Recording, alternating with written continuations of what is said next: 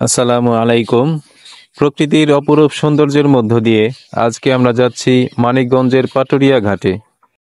এই রাস্তা শুধু গন্তব্যের পথ নয়, এটি যেন সবুজের ক্যানভাসে আঁকা জীবনের এক ছায়াঘেরা প্লট। রাস্তার দুই পাশে সারি সারি গাছ, সবুজ পাতার ফাঁকে ফাঁকে রোদের ঝিলিক, এই সবই মন কেড়ে নিচ্ছে। এইসব গাছ শুধু সৌন্দর্যই নয়, পথচারীদের ছায়া দেয়, বাতাসকে বিশুদ্ধ করে এবং পরিবেশের ভারসাম্য রক্ষা করে। আজকের ট্যুরটি একটি স্পেশাল ট্যুর, কারণ আজকের সাথে আছে খালাতো ভাই রাফসান এবং মামাতো ভাই সামির। ওদের দুইজনকে নিয়ে এটি আমার প্রথম বাইক ট্যুর। আমরা এখন আছি ঝিটকা বাজারে। এটি মানিকগঞ্জের শিবালয় উপজেলার পুরনো এবং খুবই গুরুত্বপূর্ণ একটি বাজার। এখানে স্থানীয় সবজি, ফলমূল, মাছ ও অন্যান্য কৃষি পণ্যের পাইকারি ক্রয় বিক্রয় হয়। এই বাজারের মাধ্যমেই পাইকারদের হাত ধরে স্থানীয় পণ্যগুলো শহরে চলে যায়। তাই স্থানীয়দের নিকট এই বাজারটি খুবই গুরুত্বপূর্ণ। চলুন সংক্ষেপে জেনে নেই আজকে আমাদের গন্তব্যস্থল পাটুরিয়া ঘাট সম্পর্কে। পাটুরিয়া বাংলাদেশের মানিকগঞ্জ জেলার শিবালয় উপজেলায় অবস্থিত একটি গুরুত্বপূর্ণ নদীবন্দর ও ফেরিঘাট। এটি পদ্মা নদীর তীরে অবস্থিত এবং দেশের দক্ষিণ পশ্চিম অঞ্চলের সঙ্গে রাজধানী ঢাকা সহ উত্তরাঞ্চলের সংযোগ রক্ষায় গুরুত্বপূর্ণ ভূমিকা পালন করে। পাটুরিয়া ঘাটের অপর পাশে রয়েছে রাজবাড়ী দৌলতদিয়া গোয়ালন্দ ঘাট।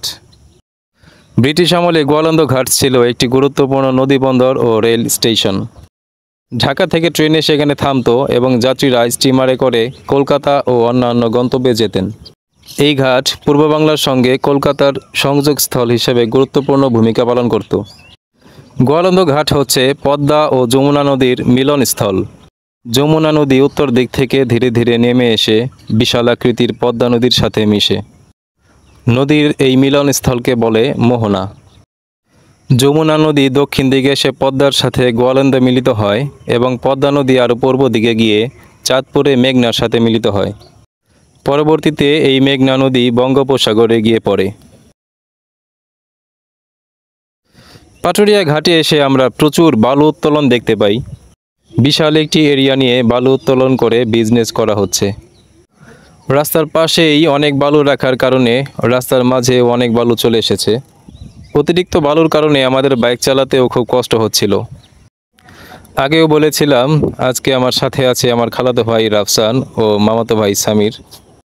ওরাও আজ এই দুই নদীর মোহনা দেখতে চলে এসেছে। ঘাটে এসে অনেক নতুন পুরাতন ফেরি দেখতে পেলাম আমরা। বড় বড় গাড়ি নিয়ে তারা পার হয়ে যাচ্ছে। এই সোজা ওপারে দেখা যাচ্ছে রাজবাড়ী দৌলতদিয়া গোয়ালন্দ ঘাট। দূরত্ব খুবই কম, ফেরি পার হতে মাত্র 30 থেকে 35 মিনিটের মতো সময় লাগে। আশা করছি আজকের ভিডিওটি আপনাদের ভালো লেগেছে। পরের কোনো ভিডিওতে আবার দেখা হবে এই প্রত্যাশা নিয়ে আজকের মতো শেষ করছি। আসসালামু আলাইকুম।